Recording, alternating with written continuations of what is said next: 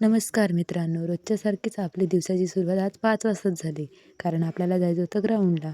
म्हणून लवकर उठली आणि निघाली मी ग्राउंडकडे.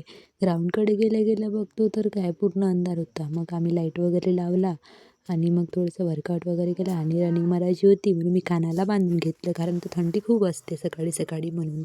आता तुम्ही म्हणत असाल की मी हे असं काहून बांधलं, तर आम्ही तसंच बांधत असतो ग्राउंडवाले मुली. बघता बघता इकडे 6:30 वाजून गेले बघा, पूर्ण कसं उजेड झाला होता. मग काय आम्ही जातो म्हटलं आता घराकडे.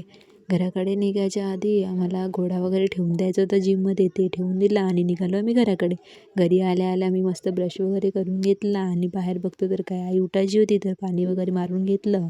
आणि नंतर मग देवांशी आला, देवांशीसोबत मस्ती करत होती. बघा त्याचं तोंड कसं होत होतं ते जाणून करत होतं, कारण त्याला दुकानात जायचं होतं आणि मी म्हणत होती की नाही जायचं बा म्हणून म्हणून ते तसं करत होतं. बघा ते किती क्यूट आहे. मग काय मला पैसे द्यायचे होते गटाचे, मी ते देऊन आली, जेवण वगैरे केलं आणि मला जायचं होतं मारेगावला. आज थोडं काम होतं म्हणून 2 दिवसानंतर मारेगावला जात आहे. मला त्रास तर खूप येत आहे, पण काय जावं लागते. मग काय अन्वीला बाय करायसाठी बाहेर निघली, तर अन्वी मस्त मला बाय करत होती आणि मस्त छान बसून होती तिथे, त्याचा भाऊ पण ते पण. मग काय निघाले मारेगावला जायला निघाले, त्या आबाजीची गाडी भेटली मला. त्यांच्या गाडीवर मी पोचली.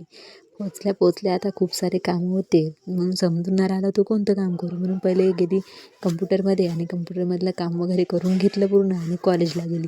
कॉलेजला पोचल्या मला मॅडमकडे काम होतं, पण मॅडम काही भेटल्या नाही म्हणून मग माझं काम ठेवून दिलं आणि मी आली घरी. चला भेटू नेक्स्ट ब्लॉगमध्ये. Bye bye.